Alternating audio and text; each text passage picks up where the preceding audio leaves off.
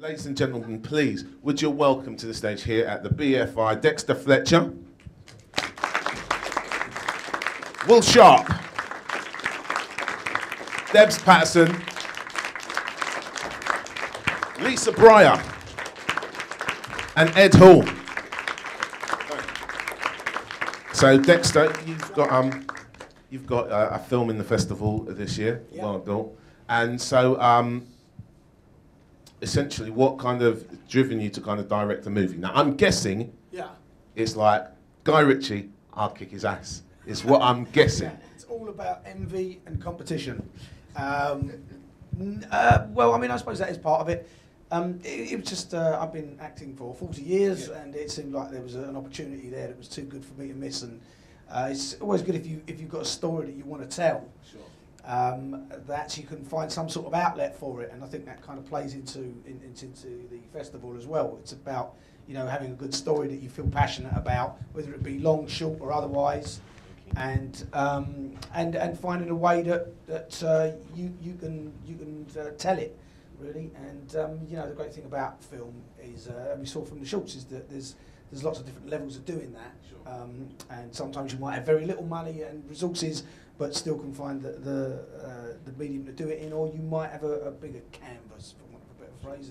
And so that's why it's kind of interesting for me to be in my debut feature at this festival. You know, to illustrate that, you know, you can. It's about stories and getting it out there and wanting to tell them. Okay, so having just completed your first feature, what advice for the aspiring young filmmakers that are going to come to the Future Film Festival would you have? I mean, I don't know, it's so specific sometimes, you know, and I'd love people to come up and when I'm here showing the film, come up and talk and ask and try to engage that way. But I don't know, you know, story is king, and that's always good. It's about having something that you're passionate and you want to talk about and relate to others. But it's a very rich medium, and there's lots of endless possibilities with it, and so it's to never sort of kind of give up on being creative or finding a new way to look at things and do things. Have a vision. Will Sharpe's here has brought his film Black Pond. He's just been nominated for a Bafta. Very exciting times. Cool. Thank you. And how many feature films have you made? My co-director Tom Kingsley couldn't be here today. He's very ill. He's got a bad stomach. He sends his apologies. It's our first feature. There you go. And a Bafta nomination already. So that's pretty impressive stuff. And how old are you guys? Am I allowed to ask? See, I don't ask. Certain people I don't ask. But you I can. I feel I can. Just because there's young people here and they want to know. I'm 25. 25? Bafta nominated already? I hate you. Yeah, sorry. I've still got a year. All right. Okay, so tell us a little bit about the whole process of getting Black Pond made then. We made a short film together, which a production company, which I can't name, saw.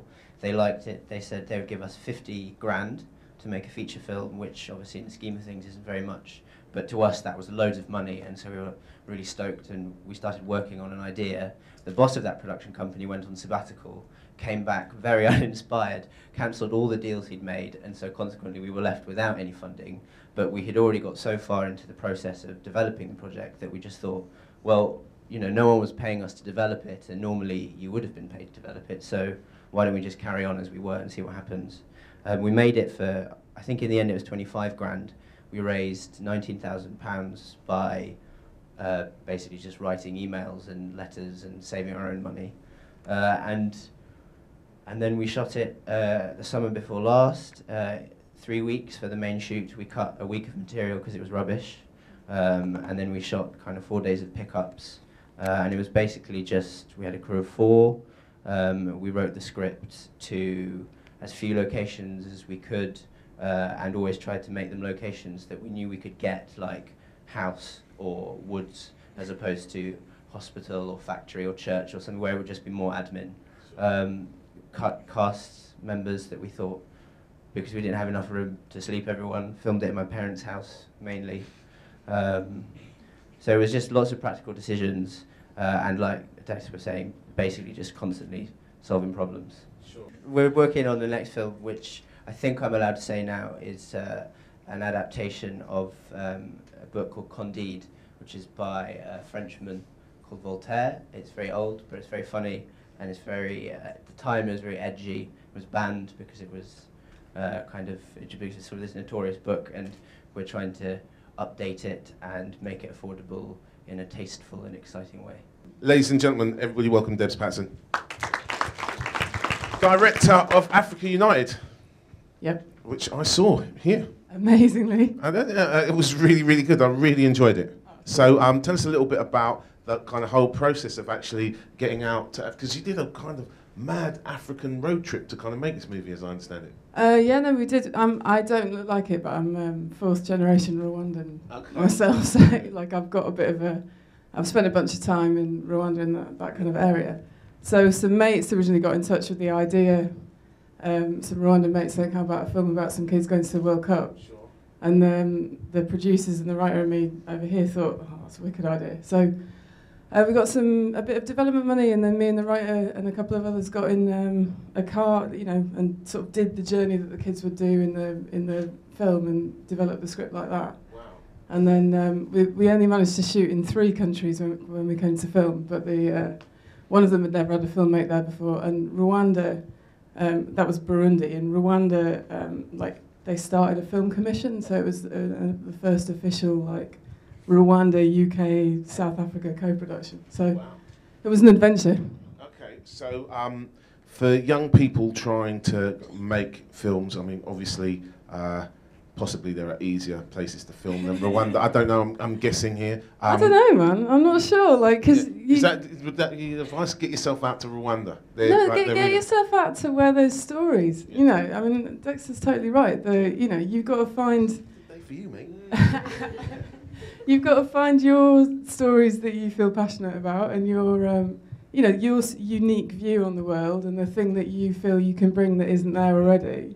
And then everything else just comes. I don't know. There's a lot where those films just want to happen, and they will. You know. Okay. So for big organisations like the BFI, what do you think, as someone who's finished their first feature, what's the best way organisations like this can support young filmmakers? Do you think?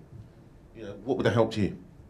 Do you know what helped? Because I didn't do film school or anything. I always wanted to, but they didn't. Either money or whatever. I don't know. And so just getting your hands on kit, or being able to meet people and ask how you do things, or being able to network and find mates who can do this, that, and the other. Like finding people that you enjoy working with, that you can make stuff with. That's critical. Lisa is a film producer. Recently, amongst other productions, include the Last King of Scotland. Okay, so the first question, obviously, is: have you read my script? No. Okay.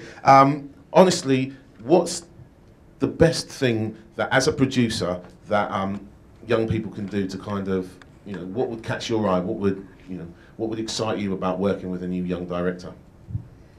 I mean, to me, it's got to be enthusiasm and complete 24/7. I was talking to Dexter earlier about how Nick Love, who has made a lot of feature films, and I produced his first one, Goodbye Charlie Bright, and he was one of my runners at Cowboy Films, and he was just desperate to make a film, had been forever, couldn't get money together because he didn't have anything to show for himself, came up with this fantastic idea for a short that we got sort of financed, made this short on the back of his enthusiasm and his you just felt the talent come from him, and through that short we were able to get the finance for a feature. So for me, when I'm looking out for young directors, it's all to do with the passion, the perseverance, and that absolute, you can just sort of feel it.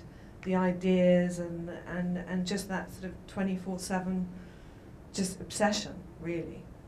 I've always been a sort of jack of all trades, going from music videos for The Cure to short films to little commercials. I mean, to me it's all about just getting out there and just getting a camera.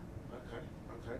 And from your point of view, what's the best way to develop yourself as a young filmmaker?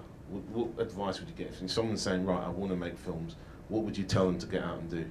Mentors. Go out and get mentors. Go out and meet producers, directors, actors, anyone in the film industry, cinematographers. Go out, learn, watch, listen, get into production companies, work as a runner, which is what I did for years and years when I was 40 years younger than I am today, and just live it 24/7. Never ever give up. How does one get to be a visual effects editor? And, and furthermore, what does that mean? Well, basically, when you're working on a film with a lot of visual effects in, it's a lot more complicated than a standard drama scene would be.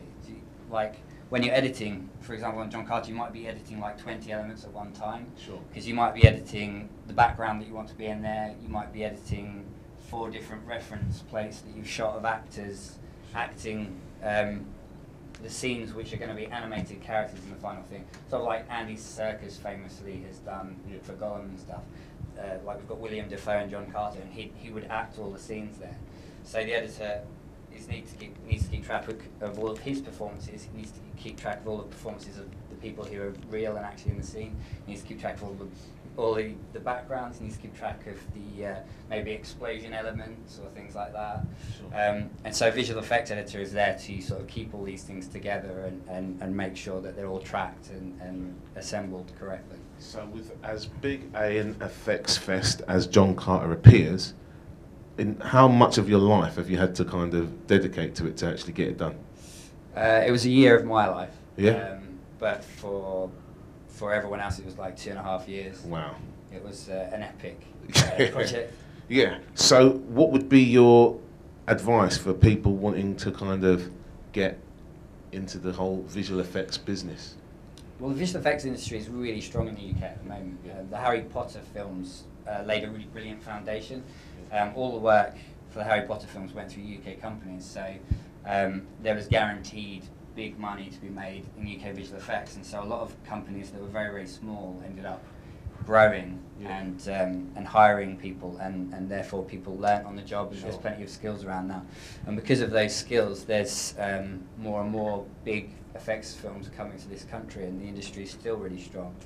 And all of those companies are desperate for people to work for them. So again, if you want to be a runner, if you can work hard enough, it's a tough job, but if you're dedicated enough, you'll get a job. So, am I right in understanding that you're going to be offering some sort of visual effects workshop during this weekend? Yeah, I'll be talking about how it's possible to use visual effects in your short films as well, and it can be a really important thing in making a film, visual effects, even in drama films or something like James Bond. That's an action film, not something you necessarily associate with visual effects. There's often a lot of VFX involved, because sometimes you can't get the location, sometimes you can't get the actors there when you need them, or sometimes it might be dangerous to have the actor in certain environments. And it's possible very easily these days with all the equipment to do VFX with stuff that the kids who are making films today will be able to tap into.